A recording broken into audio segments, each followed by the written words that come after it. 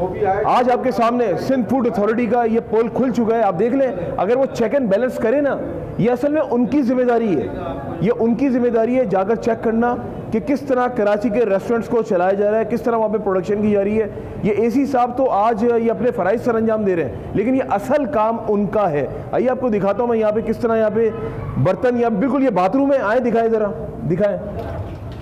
ये बाथरूम है, ये बाथरूम दिखाएं ज़रा प्लीज़ काइंडली।